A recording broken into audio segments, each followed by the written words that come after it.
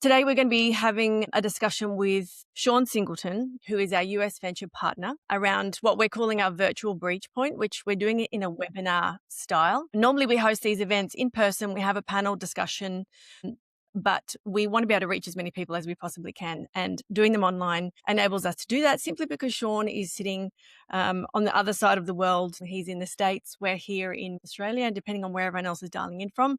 And it will be recorded. We'll be able to send the information in the recording far and wide. The aim is to break down the barriers, provide as much information as we possibly can to help people understand the process of what it takes to expand into the US. I'm going to hand over to the man who knows the most about this. First, I'll introduce him. I'll read a bit of your bio, Sean, so everybody knows who we're hearing from today. Sean Singleton is a venture partner for Beaton Zone Partners, as I just mentioned. In this role, he seeks to further the aims of the Beaton Zone venture portfolio companies and investors in the US. He also serves as a managing principal for Oglethorpe Capital, as an independent director of the WaFd Bank. Through Oglethorpe, he works to develop the next phase of disruptive technologies in aerospace and defense, technology, media, telecom, and the next generation of energy. Before founding Oglethorpe, Sean gained his corporate finance and capital markets at JP Morgan Chase. He's a former systems integrator, sales executive, Air Force officer, and highly qualified expert at the Defense Innovation Unit, DIU. In that role, Sean was the principal interface to the private equity and venture capital communities across the country. Sean was recently selected as a Bochnowski Family Veteran Fellow in the Hoover Institute at Stanford University, where he seeks to increase the number of science, technology, engineering, and mathematics as STEM students pursuing careers in the defense industrial base. He has a Bachelor of Science from the United States Air Force Academy and an MBA from the University of Chicago Booth School of Business, and he holds a Series 7. Sean, you're going to be able to unpack that and make that all make sense to us.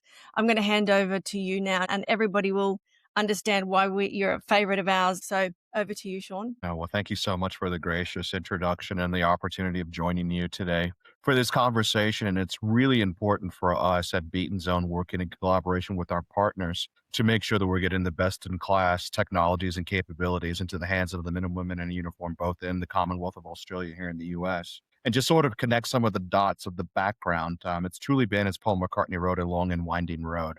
Coming from Southeast Georgia to actually we're able to work with a group of esteemed colleagues from the Commonwealth of Australia.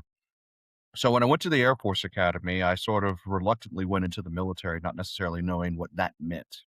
But that was truly a game-changing series of experiences, which is the reason why I'm principally here with you all today.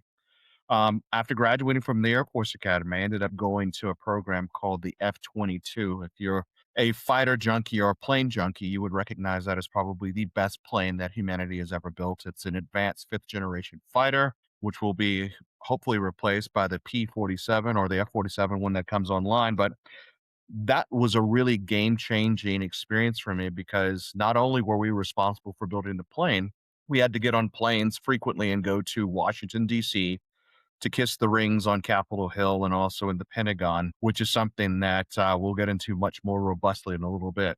But after I did that experience, I ended up staying in Washington, D.C. with an organization that does investigations to make sure that the men and women in the Air Force stay safe. And I realized that the people that were responsible for making the Air Force and the Department of Defense at the time go weren't necessarily those that wore the uniform, which is a theme that I think will be a recurring conversation topic here today. And so I separated from active duty, stayed in the reserves, and I became what they call a systems integrator. Now, before we go any further, it's really important for us to understand what a systems integrator is, because they also factor very prominently in this conversation. But those are the companies that sell solutions or capability back into the federal marketplace. Australia is blessed to have a number of name brand organizations there, and here in the States, we have the same complement, plus a few others like the Lockheed Martins and Booz Allen Hamiltons and all of those folks that provide solutions back to the federal marketplace. So I did that for a number of years and elected to go and get my master's of business, thinking that I was going to come back and help the federal government operate a little bit more efficiently. And lo and behold, everybody that I was hanging out with in business school was recruited for careers on Wall Street. So that's how I ended up working for JP Morgan as a mergers and acquisition investment banker, helping aerospace and defense and diversified entities get access to new capabilities that they needed. Did that for a number of years. And probably the thing that really was the icing on the cake from a career standpoint as it relates to this discussion today was when former Secretary of Defense Ashton Carter came out to Silicon Valley in 2015 and created what is now known as the Defense Innovation Unit. And if you are in this conversation with us today, I think a number of you would be familiar with the Defense Innovation Unit and some of the companies with whom they've worked, which includes Palantir, Anduril, SpaceX, and a host of others that are dual use or defense tech unicorns out there. And while I was at DIU, as Peter pointed out, I ran the private equity venture capital arm of DIU. And there were a couple of things that really sort of came about from that I really want to share with everybody here. And that I think there will be a good discussion thread. And I encourage you to all to put questions in the commentary. Was that when I was at DIU, the thing that I realized is that the Department of Defense, now Department of War, buys the best technology it can get on contract. If you're familiar with the Defense Innovation Unit, the superpower that it enjoys is that it enjoys streamlined acquisitions authority granted by the Secretary of Defense, now Secretary of War. It is the only organization within the Department of Defense, and also including the intelligence community, that if you're fortunate enough to get a pilot prototype contract and you do well on that contract, they can give you a production engagement that is pretty much a program of record, which is the holy grail of doing work within the federal construct of contracting. And so that's how you see a number of those defense unicorns, because they've taken on pilot prototypes that have gone into production contracts, which has greatly enhanced their market valuations, both in the public and the private sector. The thing that we also pioneered at DIU was, yes, they all have things like the Small Business Innovation Research grants and a host of other different government grants out there. The problem is that the people that give you those grants may or may not care how your company does, because oftentimes the people that are responsible for those engagements are doing it because they are being told to do so by their superiors. And so, having been a former captain in the Air Force, my peers would be told that they were going to administer a program and give this government grant to a corporate entity. Well, depending on your frame of reference, you may think that that is an endorsement by the Department of War or the Department of Defense at the time. And unlike Australia, once you get an SBIR, any kind of government grant, that is not an endorsement on behalf of the federal government that your technology or your capability is that highly regarded. It might be highly regarded for that person that you're engaged with, but you at no point in time are going to incur a commitment from the federal government to move forward. So that was the second major learning. The third major learning that I wanted to share, and I saw this firsthand at DIU, but even before that, when I was a systems integrator, the Department of War does not buy products and integrate them. They buy comprehensive solutions. And so if you're tracking Anduril, if you're tracking Palantir, the reason why they're so successful right now in the Department of War and the intelligence community is, as opposed to some of those large-scale systems integrators that we talked about a little bit earlier, they're bringing comprehensive solutions back into the federal government. And they're doing so at a much lower price point. They're not selling widgets. They're not selling flux capacitors. They're not selling all of these different things and asking the government to integrate them. They're providing comprehensive solutions. And so, in that third point, if you are looking to sell a product or a specific cog in a much larger wheel, systems integrators, some of these new primes out there like the Andurils, the Shield AIs could be great collaboration partners for you. Yet framing your conversation or your offering in the way of solving a priority problem is really key. And then the last thing, and this is one I think that is very near and dear to us at Beaton Zone, because this is something that we work hand in glove with our portfolio companies, is that if you are going to try to take on the U.S. market, like they say with lotteries here in the States, you have to be present to win. You can't parachute into this market space. You actually have to be here, because the market space is so dynamic and it changes every day. Case in point, I ended up going to a Defense Advanced Research Projects Agency event that was in the Bay Area this past Tuesday. Concurrently, in Colorado, the Air and the Space Force were holding something that was equally important, their Warfare Symposium.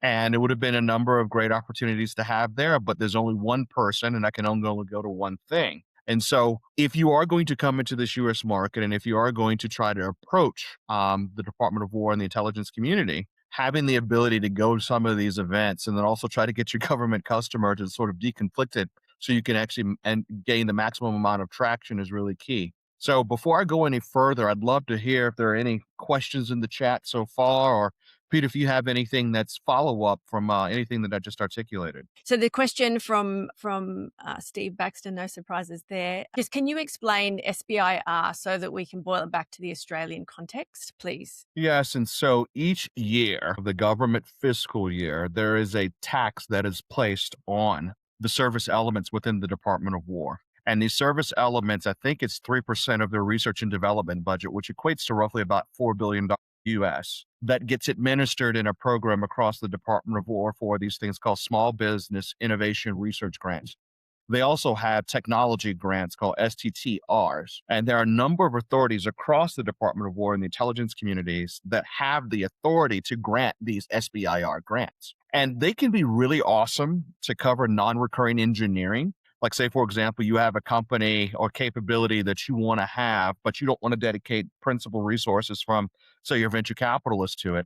They can be a great mechanism for you to go ahead and get those non-recurring engineering dollars to build out a capability and to sort of see where things go in that regard. They're divided up into 3 phases. A phase 1 is basically sort of like a proof of concept, yeah, that sounds like a credible path.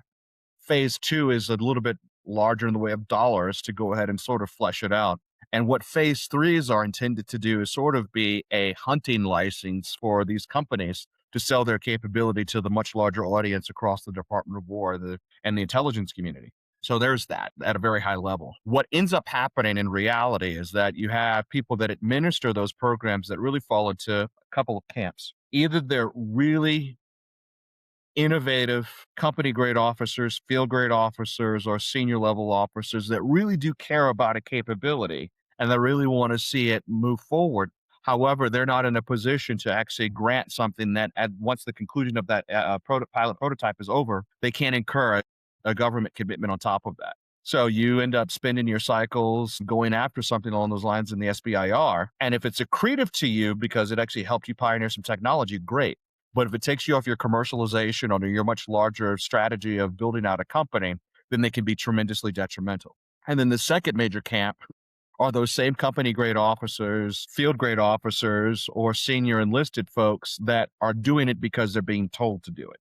They could really care less about if you or your company are successful in the implementation. It's just sort of like an additional duty for them. And so if you are going to go down the path of doing anything as it relates to an SBIR and STTR, I highly, highly encourage you to ask of your government customer, if I'm successful, if we as a team are successful, what's your plan or your commitment to actually help us scale this across the enterprise? And depending on what that answer happens to be, that should be a gating conversation with regards to next steps. So I'll stop there. Thank you, Sean. And I'm just reading some comments as they are coming in, but we've got a few here. Hi, Sean. I think that's Massey Grapko from Equilibrium Aerospace. You might know.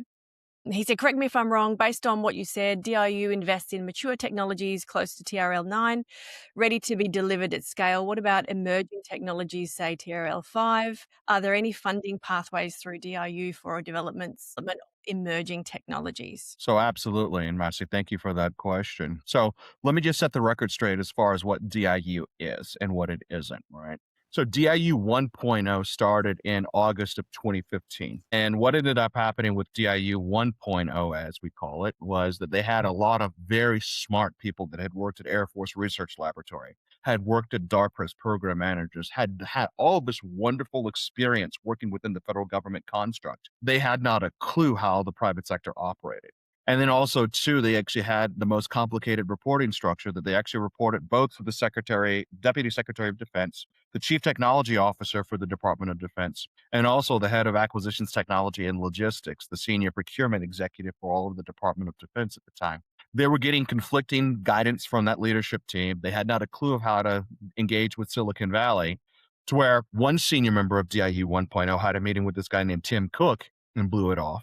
And then a couple of days later had a meeting with this guy named Eric Schmidt and blew that one off. And that was sort of the straw that broke the camel's back, to where Secretary Carter shortly after that came out and fired the entire staff of DIU 1.0. Now, another additional reason why DIU 1.0 was a huge failure is because their number one metric was the number of meetings that they were supposed to have. And so if they actually had 20, 30 meetings in the day, by DC and Pentagon standards, that was a success. By Silicon Valley standards, that was a huge waste of time. Because if you're on the third meeting and there's not a deal on the table, you are wasting people's time. That's the one commodity people in Silicon Valley don't have more of. They have a ton of cash, they have a ton of, degrees of freedom in which to live, but they do not have a ton of time. And so that's why the DIU 2.0 was refreshed. To get to your question, the business model that came out of the 2.0 redux in May of 2016 to August of 2016 was to not go and find any technology or a capability unless a government customer came to DIU with a priority problem. Two, they actually had dollars to associate with that priority problem, because if you don't have dollars to associate with a priority problem, is it really a priority problem? And then three, most importantly, do you have sweat equity and skin in the game to where if DIU finds you the companies that can solve your problem, that you will scale it across the enterprise? And so, yes, we want to, putting my DIU hat back on, have technologies that are TRL's level, technology readiness level 7 through 9, because we can actually deploy them. But that is the course. They don't necessarily need to be fully mature. They can be things that, through working with the government customer through the DIU process, can actually mature over time. DIU will put in $1 for the effort. The government customer that the organization serves will put in $4. So you have 5 government dollars total, just notionally speaking. And the hope is that if you are successful in implementing that capability, you will get 10 to 30x of a private sector multiple on top of your money. So for every $1 that DIU puts into something that can be successful, and success is defined as either transitioning to the men and women in uniform or getting additional government customers to go ahead and buy that capability, you can have up to a 30 return, X return on that. Now, with regards to other elements within DIU, they have a thing called Ensign, which is the National Security Innovation Network. And that used to be a separate organization, but it's now a part of DIU. That is mandated to go out to universities and other ecosystems around the country to find fledgling capability and try to matchmake them with other entities within the Department of War that can mature that capability. And then last and definitely not least, there was a thing called the National Security Innovation Capital Fund, which has now been replaced by the Office of Strategic Capital and another organization that's coming out called the Economic Development Unit. They will be working hand in glove with the Defense Innovation Unit to invest in nascent capability that might be lower TRL, that needs to be mature a little bit more before you can respond back to a DIU solicitation. And so that's pretty much the mandate within DIU. Now, there are other organizations within the Department of War, like DARPA, Strategic Capabilities Office, and some of the research laboratories for the services. That might be a good place to start if you're a lower TRL level. But if you have a government customer that you have been able to woo to a certain point that likes what you're doing, I highly encourage you to get your government customer to go to the Defense Innovation Unit and say, I have a priority problem that I want to solve through your process, and then let DIU do that. One of our portfolio companies, which is a non-Earth imaging company, did exactly that. And we'll see how that process goes. And hopefully there will be a positive result at the end of that cycle. Thanks, Sean. I've got another question here from Daniel. For an allied company, Australian, that has recently secured a CRADA with the US Army Research Institute and is integrating with existing US DOW sensors, and comparative testing funding has been floated as a possible pathway. At this stage, would you recommend establishing a US entity to transact directly or proceeding through the FCT route? Yeah, so I'm a big fan, getting back to what we talked about earlier, of having boots on the ground or some type of a presence, right? And so IC, which was a Finnish synthetic aperture radar company, came to a guy by the name of Major General Bucky Buteau and me and said, hey, what should we do if we wanted to crack into the US market? And we said, create a Delaware C Corp or an LLC, whatever you feel is most appropriate. But it's nice to have a corporate presence, because even though DIU can open up some of their solicitations to allied countries, it's nice to actually have a US instantiation to be able to go ahead and have and be principally responsible for that. So there's that. As it relates to having a cooperative research and development agreement or a CRADA, probably not at this stage. Do you need to go ahead and do that incorporation? Because CRADAs, as you know, don't provide any money, but they do give you access to the priority problem that the government customer has. And it does give you some level of visibility in the eyes of some of the leaders of that organization as far as what's the possibility of next steps. With that being said, if you did want to have this go down a path of becoming a program of record, you will need to have some dedicated resources here in the States to actually make that a reality. because the question becomes, if you are successful in the integration of the sensory data from the CRADA, what are the next steps there?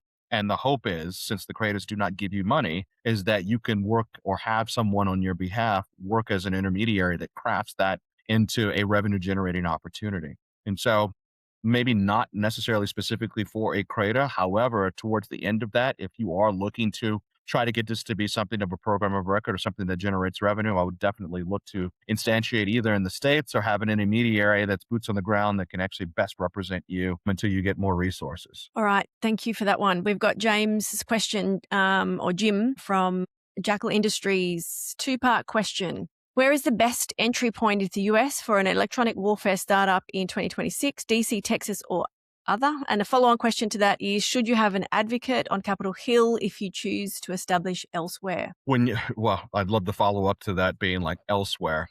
I'm just going to make the assumption that it's the States. As far as critical paths, I mean, it really depends on the incapability of the company, right? As of right now, and I see Art is on the line here who asked the question, I think he would argue that Central Texas to include San Marcos, Austin, probably even now down to San Antonio is probably the dual use of defense tech capital of the US. However, electronic warfare also enjoys a lot of, I guess, traction in the 128 corridor, which is in the Commonwealth of Massachusetts, right outside of Boston and Cambridge. And so those are two hotbeds, but then you also have a pocket of excellence that's centered around Tucson and Arizona and Tucson and Phoenix, Arizona, and Fort Huachuca, places where people can actually go ahead and if they want to have an Army centric presence, go ahead and create something there. But if you are looking to go ahead and be operational and have access to capital and be in a state that is actually very favorable to dual use and defense tech, entities and you are in the electronics or the electro-optical or electronic warfare space, Texas is probably top of the heap for that because not only do they have strong congressional representation, Steve Baxter and I a couple of years ago met with Adriana Cruz, and she runs the Governor Abbott's Economic Development Organization. And you can just go online and see some of the Fortune 500 companies that have gone to Texas from other places around the world, and they are consistently number one versus the other 49 states with regards to economic development activity and everything that they're able to build out. So there is that. I see Art also put in the chat here. North Carolina has another good presence. Absolutely. Research Triangle is another great place. They don't necessarily have the same congressional representation or that level of, but they do have very smart people and great universities that exist there. As it relates to the Capitol Hill piece of things, I wouldn't necessarily go and hire a lobbyist right now. I would see if there are other companies that you get along well with that already have lobbyists or already have a presence in Capitol Hill in the legislative affairs circles that can go ahead and actually sort of help you open up those doors. With that being said, if your plan is to get a line item that is authorized and appropriated in the budget, then I would highly suggest that yes, you go ahead and get somebody who can actually be an intermediary for you to go ahead and represent you on Capitol Hill. Now, I don't want to offend by this next series of statements. However, depending on what you want, places like North Dakota and Oklahoma might be better for you if you're doing something in the counter UAS or the UAS space. But states like New Mexico, Texas, Alabama might be better for you, and Colorado might be better for you if you're doing something in the space domain. You really have to look at where are the centers of excellence as it relates to what your company seeks to do, what type of congressional representation do they enjoy, and then also to what kind of economic incentives are you able to get from the state if you are going to come into that state and promise to build opportunity for folks that are resident in that state. So much good information. Thanks, Sean. We've got Reese from Panop, who you'd remember from Indopac Pitchfest. Sean, can you speak to how AUKUS has changed the way ITAR is applied to Australian technologies, if at all? Does doing business with the US necessarily lead to ITAR taint? So, in that last part of the question first, they are trying to, when I say they, meaning the folks in the National Capital Region, are trying to do their best to reduce those barriers. And I remember John Leslie, who's a great collaboration partner for us based out of Australia and San Francisco, has been aggressively working out with a number of his colleagues, both in the States and also in the Commonwealth, to reduce those barriers. I can tell you what I would like to see, Reese, out of all of this is that if it works in Australia, it should work in the US. If it works in New Zealand, it should work in Canada. If it works in Canada, it should work in the UK. If we're going to have, in the case of AUKUS Pillar 1, nuclear submarine technologies be shared across the three nation states, then anything else should be less complicated and less stringent, right? I think the best way for us to actually keep doing that is to do transactions that force the conversation as opposed to waiting for policy dictates that make it easier. We definitely want to go ahead and have that path of the policy dictates becoming a lot easier. But what forces policy are transactions. And I've seen that firsthand from my time at the Defense Innovation Unit and before us with IQTEL. When you actually do deals that are actually impacting the men and women in uniform in a positive way, people are hard pressed, whether they're part of the executive or the legislative branch, to put up roadblocks when it's something that can actually save a lot of money, save a lot of lives, and increase capability. So it's a rosier picture as it relates to AUKUS Pillar 2 and ITAR. The trick is, and this is my major theme for 2026, when you look at the fact that Scott Morrison is no longer the Prime Minister of Australia, Boris Johnson is no longer the Prime Minister of the UK, and Joseph Biden is no longer the President of the United States, there's a tremendous lack of continuity as it relates to AUKUS, both Pillars 1 and 2. As it relates to Pillar 2, it's going to be the public and the private capital markets, largely led by the United States, working in concert with the UK and Australia, that are going to make AUKUS Pillar 2 a reality. And so if you are a company that lines neatly into AUKUS Pillar 2, or even for that matter, Pillar 1, I would highly encourage you to go ahead and try to do as many cross-border deals as you possibly can. And then getting back to the previous question, as far as congressional representation, go see people like Senator Roger Wicker and Eric Lofgren, who's the professional staff member that's responsible for a large part of the AUKUS implementation from their perspective. Go see Congressman Rob Whitman, who's Virginia 1. Go see Pat Ryan, who also is a solid national security congressperson in upstate New York, and talk with them about how your capability can go ahead and actually make AUKUS Pillar 2 a reality, and see if they can actually be, as we say in the States, be our offensive line and open up doors to where, that ITAR issue is less of an issue. And you're seeing less of an ITAR taint on companies now moving forward. And I think that's largely being driven by a lot of these dual use unicorns like Anduril, Shield AI, and others, to where they're operating cross border and they're actually breaking down these barriers, and they're making sure that the capabilities are best in class, best in breed, to where you're hard pressed to go ahead and say, no, I don't want that capability in my respective nation state. So, all right, I've got a question from Art Treverson, who's also supporting the chat by providing lots of insight to everyone else who's there. So his question to you, Sean, is, with the current government contracting situation, what do you see as today's pathways and the authorities that are shifting? yeah, so this is the trick. And I'd love to actually have a conversation over a beverage of some sort with Art on this. One of the things that I realized very early on in my military career back in the mid 90s through till today is that you have a thing, what we call the squishy middle in the Pentagon and also on Capitol Hill. And that squishy middle are the people that are the professional servants that really care about the mission, and they're really good people.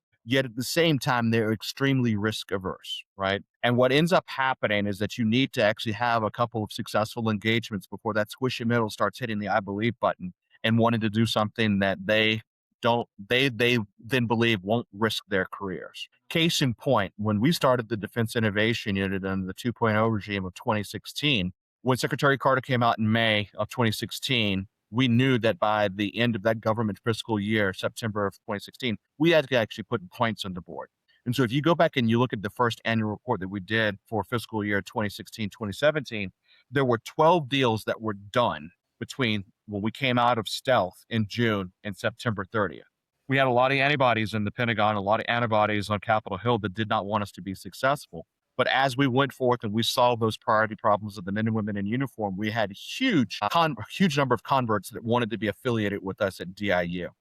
And so to your question, I think that that's what it's going to take, getting back to what I mentioned earlier, that there's going to be some brave contracting officers that will hopefully find traction or get adoption from these best-in-class Australian entities that are looking to break into the federal market space and do something that's on a non-traditional path.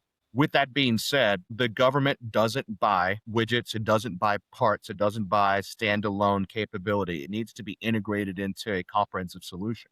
And so if you as a company don't necessarily have the full suite of what a government customer is asking for, partnering with the systems integrator, partnering with one of the new primes, partnering with other entities that might be venture backed that also don't necessarily have the full keys to the kingdom that could be good collaboration partners would be a very smart way of actually moving forward. Partnering is the name of the game. I mean, if you drive a Tesla, you realize that the first Teslas were built on the Lotus chassis. Elon didn't take on that burden of figuring out what was the right configuration before doing the Model S. He actually went and made it a software enabled platform and then figured out what was the right chassis to actually go ahead and go around that software integrated package. And so, just to put a fine point on it, systems integrators are a great path. The Defense Innovation Unit is a great path if you can actually get that government customer to go directly to them and say there's something that they want to do through that process. SBIRs could be a path, recognizing the limited scope of what they provide you, but they do give you visibility. And then also, too, trying to figure out if there's a novel way for you to go ahead, and if you are going to go down that path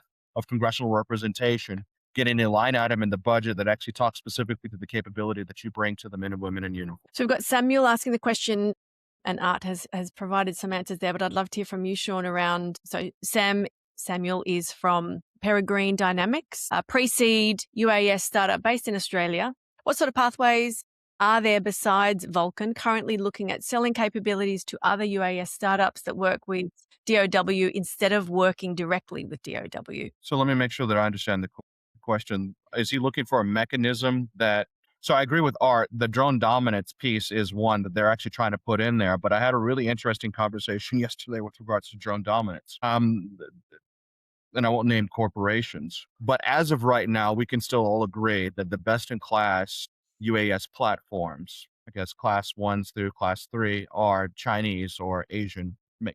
And so, given that, the administration doesn't want to have capability that's sourced from those supply chains. And the drone dominance mechanism is one where they, I think, want to go down that path. The problem is that you have all of these different drone providers that are out there, and it's really hard for somebody in the field to sort of figure out what are the things that are authorized, what authorities do they have to go ahead and actually bring that into their enterprise. And so, if you are interested in having those conversations, I think, as Art pointed out, the drone dominance is a great place to start. And I'm more than happy to go ahead and work with you to sort of figure out who would be the right belly button for you to reach out and get in touch with, depending on the type of capability and the next steps that you want to achieve moving forward there. That's what I would say as it relates to that. But the administration sort of hamstrung itself. They put out the policy dictate, but I don't necessarily know that they've actually fully thought about how companies are going to go ahead and find capability, or at least bring their capability into the Department of War and to other components within the public sector. Department of Homeland Security, when it's fully funded, can also be a good partner, especially when you're looking at Customs and Border Protection. So if there are other mechanisms across the federal space outside of the Department of War that you can pursue as it relates to drones and counter drone capability, especially coming up on the FIFA World Cup that's going to be here in the States, I highly encourage you to do so. So we have Richard, I can't see the last name there. Hi, Sean, you might remember us, Kasserine. We're supply chain theatre origination focused on supporting the total supply chain for the DOW and government in general.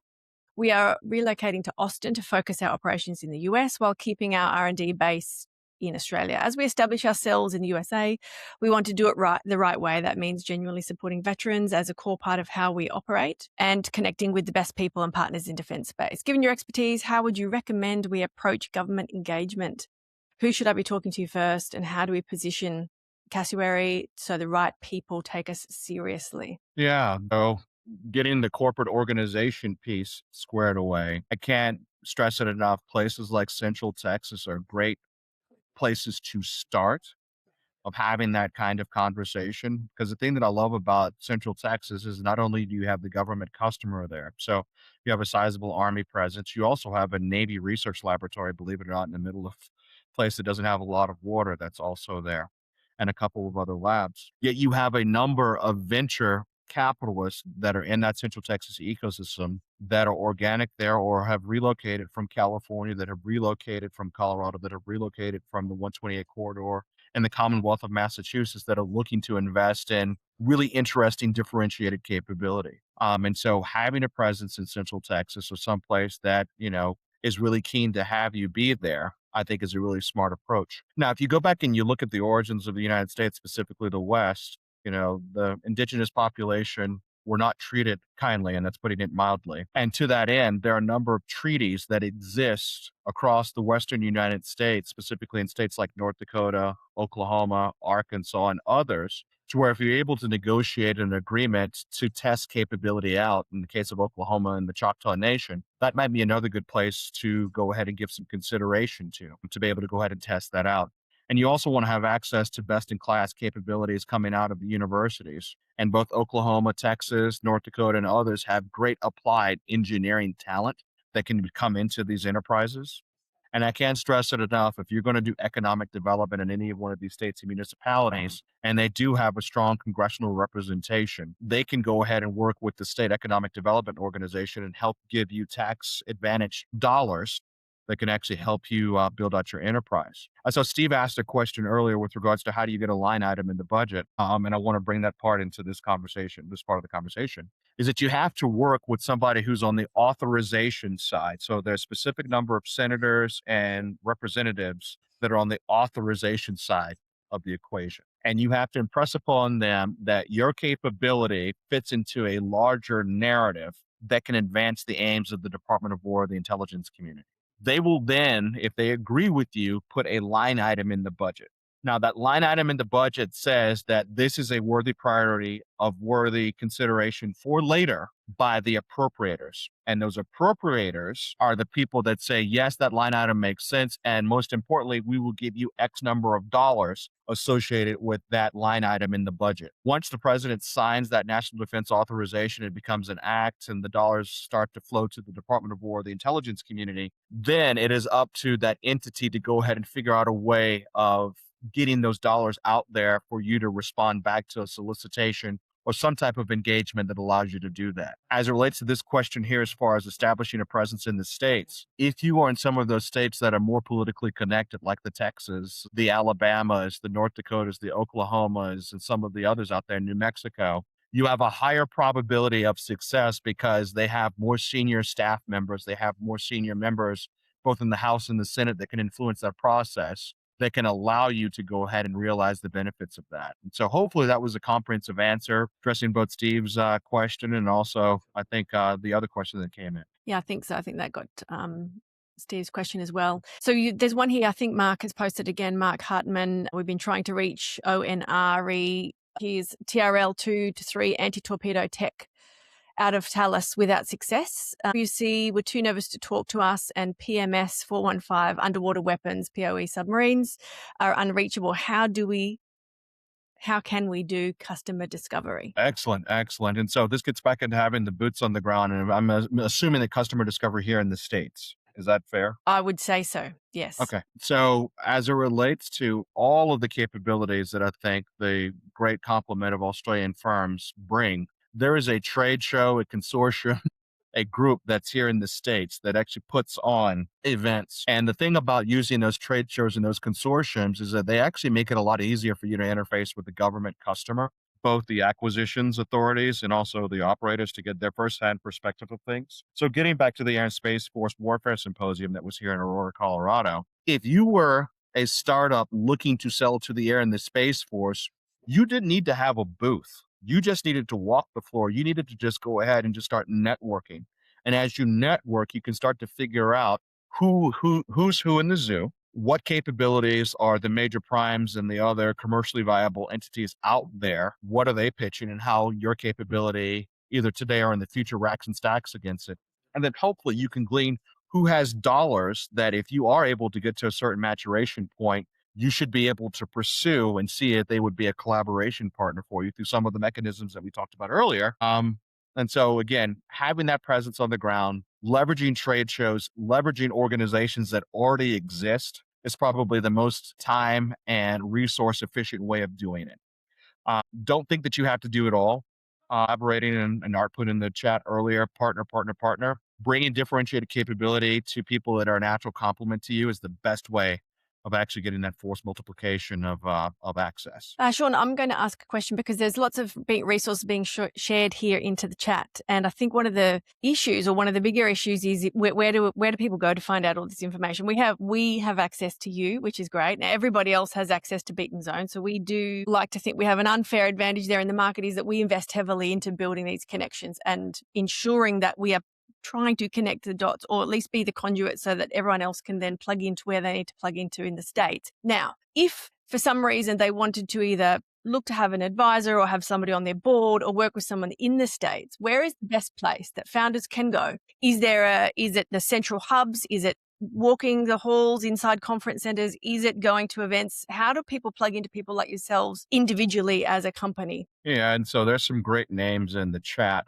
I'm a big fan of John Thomas at Pillsbury, and my longtime colleague Adam Kraft put in Joel Heinzman, who is senior government affairs at Oracle, and he knows pretty much everything that Oracle has done for the last 20 plus years. Unfortunately, there's not a central repository of people. You just have to go to the various shows and just sort of network your way in.